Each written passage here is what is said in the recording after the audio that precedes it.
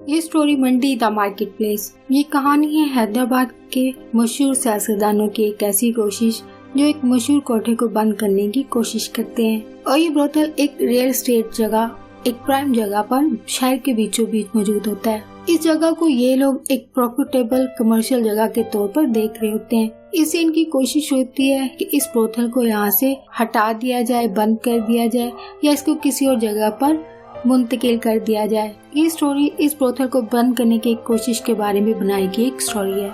कहानी का आगाज मिस्टर गुप्ता शहर से दूर एक वीरान इलाके में जमीन खरीदने आता है, जिसको जमीन का मालिक बेटी के जहेज का कहकर 2 लाख में बेचने की कोशिश करता है। लेकिन मिस्टर गुप्ता कहता है इस वीरान इलाके की जमीन के लिए इतने पैसे, वो सिर्फ इसको 35,000 में खरीद लेता है। जमीन का मालिक भी हैरान होता है, ये आदमी इतनी वीरान जगह पर जमीन क्यों खरीद रहा है। वहाँ एक बुजुर्ग भी इनकी बातें सुन रहा होता है। मिस्टर गुप्ता जमीन के बदले शहर के बीचों बीच प्राइम जगह पर कब्जा हासिल करना चाहता है, जिसको वो रुक्मणी बाई से कुछ पैसों के बदले में हासिल करने में कामयाब हो जाता है। लेकिन रुक्मणी बाई की किस्मत भी अच्छी होती है कि वो इस वीरान इलाके में भी अपने काम से खूब कमाती है। बरसों से एक बूढ़ी रुक्मणी बाई हिंदुस्तान के शहर हैदराबाद में एक कोठे की मैडम रही है। कोठे की औरतें आपस में साफ सफाई से रहती हैं और रुक्मणी बाई को भी अपनी लड़कियों की सलाहियतों पर फख्र है, खास तौर पर जीनत जो कि एक क्लासिकल गुलकार है और बसंती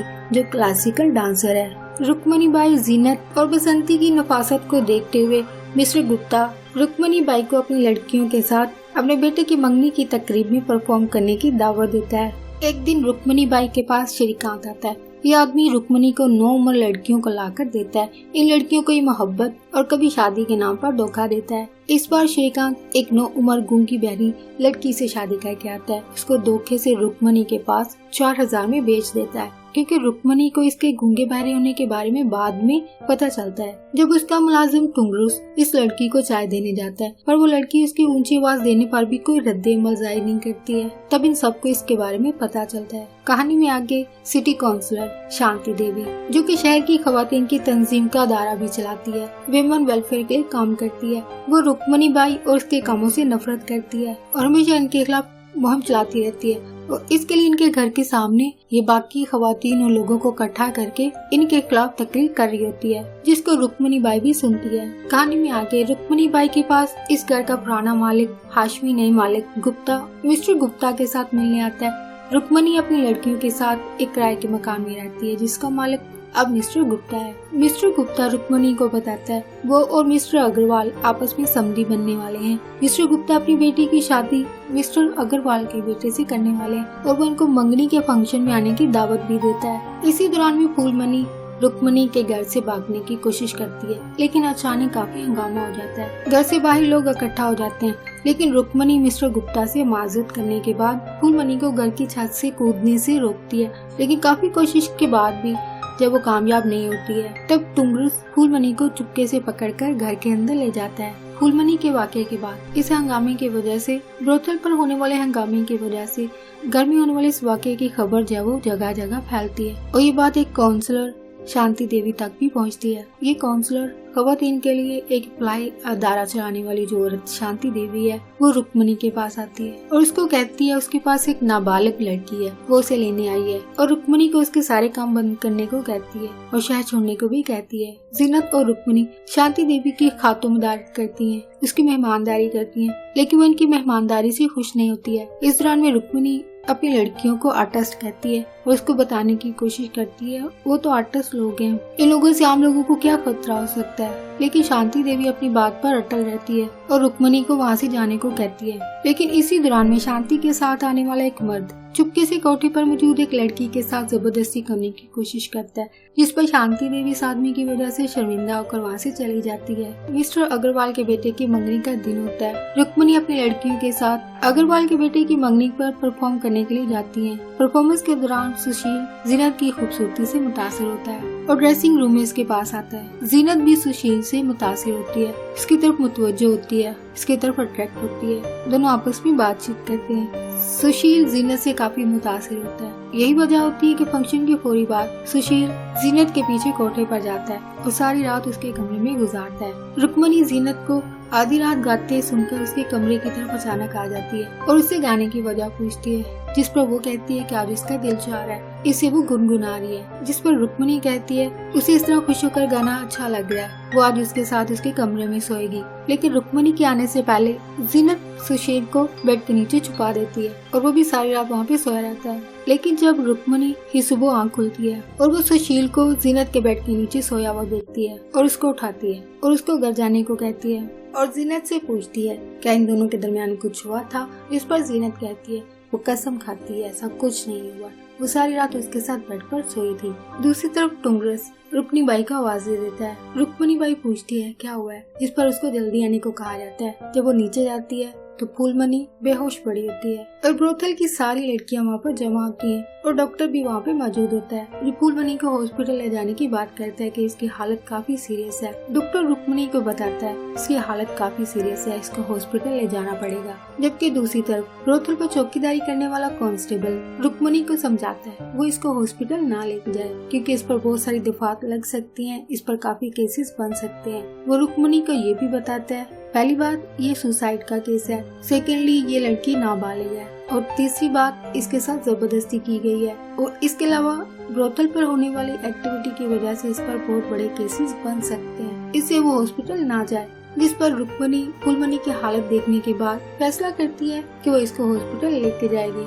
जब ये लोग हॉस्पिटल ले जाते हैं इन पर केसेस बन जाते हैं, जिसकी वजह से रुक्मणी और उसकी लड़कियों को पुलिस पकड़कर ले जाती है। पुलिस की गाड़ी पर सवार होते वक्त वहाँ पे खड़े लोग रुक्मणी और उसकी लड़कियों के बारे में तरह तरह की बातें कर रहे होते हैं। रुक्मणी भी उनको जवाब देती है। वो लोग इससे कह रहे होते हैं कि वो अपने कर्मों की वजह से जेल में सड़ेगी, जिस पर रुक्मणी इनको कहती है कि तुम लोग अपने कर्मों की वजह से सड़ोगे। कहानी में आगे शांति देवी जो कि एक सोशल वर्कर भी है, वो म्यूनिसिपल कमेटी के इजलास में रुक्मणी और उसके ब्रोथल के खिलाफ एक तजवीज पेश करती है कि कस्बे को खराब होने से बचाने के लिए कोठे को शहर से बाहर मुंतकिल कर दिया जाए। शहर के हालात जानने के बाद लेकिन यहाँ पर शहर के बहुत सारे मोतबर लोग भी शामिल होते हैं। डॉक्टर और मिस्टर अग्रवाल रुक्मणी की हमायत करते हैं, लेकिन शांति देवी के दलाइल के आगे इनकी कोई भी बात नहीं चलती है और कमेटी के लोग शांति देवी के मुतालबा से इत्तेफाक करते हैं और रुक्मणी बाई और इसकी खवातीन को शहर के मज़ाफात से एक नई जगह पर मुंतकिल होने पर मजबूर किया जाता है, जो कि बाबा खड़क शाह की दरगाह के करीब वाक़ है। बहुत सारे लोग इस दरगाह की वजह से इस तरफ मुतवज्जो होते हैं, इस जगह की तरफ अट्रैक्ट होते हैं और इन लोगों के ज्यादा आने की वजह से रुक्मणी बाई का कोटा फलने फूलने लगता है। कहानी में आगे मिस्टर अग्रवाल कमेटी के फैसले के बाद रुक्मणी के पास आता है उससे माजरत करता है कि अब वो कुछ नहीं कर सकता है, अब उसको ये शहर छोड़ना पड़ेगा। लेकिन वो उसका बहुत शुक्रगुजार है कि उसकी सारी जिंदगी उसके राज को हमेशा राज रखा है और उसकी बेटी को अपनी बेटी बनाकर रखा है। और वो रुक्मणी को ये भी बताता है उसकी माली हालत अब बेहतर नहीं है, उसका घर भी गिरवी है, इसलिए वो गुप्ता की बेटी के साथ अपनी बेटे की शादी कर रहा है ताकि उसकी माली हालत बेहतर हो सके, उसका घर बच सके। और उसको कहता है मैं गुप्ता से गुजारिश करूंगा कि वो उसकी मदद करे। रुक्मणी उससे वादा करती है कि वो उसके राज को हमेशा राज रखेगी और उससे ये भी कहती है फूलमणि के मामले को भी हल करवा दे क्योंकि शांति देवी उसके पीछे पड़ी हुई है। मिस्टर अग्रवाल कहता है वो इस मामले को हल करवा देगा, वो फिक्र ना करे और उसको 25,000 रुपए देता है। मिस्टर अग्रवाल के जाने के बाद मिस्टर गुप्ता रुक्मणी के पास आता है और उसको वहाँ से जाने के लिए पैसे देता है। पहले वो 10,000 देता है जिसको बढ़ाकर 25,000 करता है, जिस पर वो कहती है 25,000 तो मिस्टर अग्रवाल की औकात है। जिस पर वो कहता है तो आप बताएं मेरी क्या औकात है। रुक्मणी कहती है 50,000, लेकिन फिर से कहती है वो सिर्फ पैसों से उसकी मदद कर रहा है, उसके पास तो कोई जगह नहीं जाने के लिए, वो कहाँ जाएगी। जिस पर मिस्टर गुप्ता कहता है शहर से बाहर एक बहुत अच्छी जगह वो वहाँ जा सकती है और वो उसके लिए इस इलाके में एक प्राइवेट बस सर्विस शुरू करवा देगा ताकि लोग इस इलाके तक आसानी से आ जा सके। रुक्मणी मिस्टर गुप्ता की बातों में आकर इस इलाके में जाने के लिए तैयार हो जाती है, लेकिन वो इस बात से अनजान होती है कि वो जगह बिल्कुल वीरान इलाके में होती है जहाँ जाने के बाद वो पछताती है। जीनत रुक्मणी और मिस्टर गुप्ता की बातों को सुनकर बाकी सबको भी बता देती है कि वो यहाँ से जाने वाले हैं।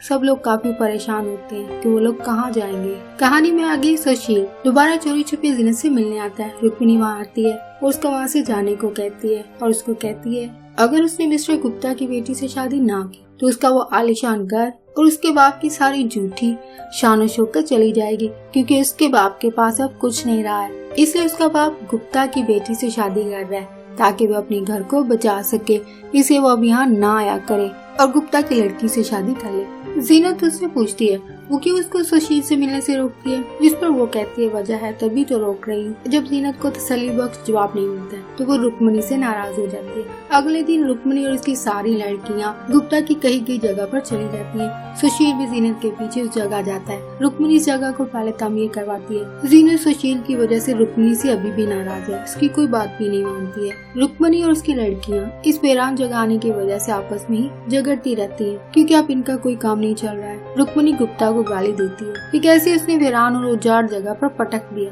और बाद में पूछा भी नहीं। रुक्मणी हालात से तंग आकर ऊपर वाले से शिकवा करती है और अपनी किस्मत पर रोती है। अचानक वहाँ एक वही बुजुर्ग जो कहानी के शुरू में गुप्ता और जमीन के मालिक की बातें सुन रहा होता है, वही बुजुर्ग रुक्मणी के पास आता है। उसको कहता है वो जिस जगह बैठी है वो एक बुजुर्ग बाबा खड़क शाह का मजार है। उसको इस बाबा से दुआ मांगने को कहता है और कहता है बाबा हर किसी की मुँह मांगी दुआ पूरी करता है। रुक्मणी कहती है कोई भी दुआ कबूल होगी, कुछ भी मांगूंगी तो क्या उसकी दुआ कबूल होगी? वो बुजुर्ग कहता है हाँ, वो कुछ भी मांग सकती है। रुक्मणी दुआ मांगती है उसकी लड़कियां उसके साथ ही रहे और उसकी बात माने और उसके कोठे की खूब तरक्की हो। जीनत और सुशील के बीच कुछ भी गलत ना हो और गुप्ता जी उसके पास आए और उसकी मदद करे जैसे उसने कहा था। इस कोठे की तरक्की होती रहे चाहे इसको कोठे से जाना ही क्यों न पड़े। लेकिन ये दुआ मांगने के बाद उसको एहसास होता है कि उसने गलती कर दी और दोबारा से कहती है उसको कोठा ना छोड़ना पड़े। इसके अल्फाज सुनकर बुजुर्ग उसको डांटता है। अजीब बेवकूफ औरत है, बाबा से उसकी जुबान चुराती है और वो योगा जो उसने मांगा है और वैसे ही होता है जैसे उसने कहा था। रुक्मणी को अपना मुलाजिम टुंगरुस दिखाई देता है। पुराने व्रतों को छोड़ते वक्त टुंगरुस ने रुक्मणी के साथ आने से इनकार कर दिया था। रुक्मणी उसको देखकर खुश होती है और लड़कियां भी उसको देखकर खुश होती हैं। गुप्ता भी वहाँ आता है, रुक्मणी के लिए इस वीरान जगह को तामीर करवाता है और देखते ही देखते वहाँ वो जगह आबाद हो जाती है और वहाँ बाबा खड़क शाह के दरबार की वजह से हमेशा लोगों का हजूम रहता है, जिसकी वजह से रुक्मणी के कोठे की पुरानी रौनकें वापस आ जाती है। वहाँ लोग आना शुरू हो जाते हैं। यहाँ दोबारा से शांति रुक्मणी और उसके कामों की वजह से उसके पीछे पड़ जाती है। गुप्ता से कहती है वो उसकी मदद करे इन औरतों को इस शहर से निकालने के लिए, क्योंकि वहाँ पर बाबा खड़क शाह का मजार है और बाबा बहुत करामात वाले थे। लेकिन गुप्ता उसे कहता है वो इस काम में जल्दी ना करे। लेकिन जब वो बाबा का जिक्र करती है तब गुप्ता भी उनको वहाँ से निकालने के लिए तैयार हो जाता है और दोबारा से कोठे को किसी नई जगह पर शिफ्ट करने के लिए रुक्मणी को कहता है। लेकिन इस बार इसके दाव में रुक्मणी नहीं बल्कि नादरा आती है, क्योंकि गुप्ता एक बिल्डर है और वो अपना फायदा भी इसमें सोच रहा होगा, क्योंकि मजार की वजह से लोग वहाँ ज्यादा तादाद में रहने के लिए आ सकते थे, जो कि इसके कारोबार में इजाफे का अच्छा जरिया था। और दूसरी तरफ शांति शहर को ऐसी औरतों से पाक रखने का अज़म रखती है जिसमें वो कोई फायदा नहीं देखती और माशी को बुराई से दूर रखने की कोशिश करती है। लेकिन गुप्ता जैसा बिल्डर इससे भी अपना फायदा ही ढूंढता है और दूसरी तरफ वो रुक्मणी जैसी औरतों से भी ताल्लुक रखता है और साथ साथ समाज सेविक लोगों के साथ भी, जो कि एक दोहरी शख्सियत की अलामत है। या फिर माशरे में रहने वाला हर इंसान ही ऐसा है, अपने मतलब के लिए हर जरूरत के इंसान से ताल्लुक रखता है। अग्रवाल रुक्मणी से मिलने आता है और उसकी तरक्की देखकर खुश भी होता है। गुप्ता की तारीफ भी करता है कि कैसे उसने रुक्मणी की इतने आड़े वक्त में मदद की। लेकिन वो रुक्मणी से कहता है वो कुछ परेशान नजर क्यों आ रही है, जिस पर रुक्मणी इसको बताती है जीनत का क्या होगा, जब से यहाँ आई है सीधे मुँह बात नहीं करती है।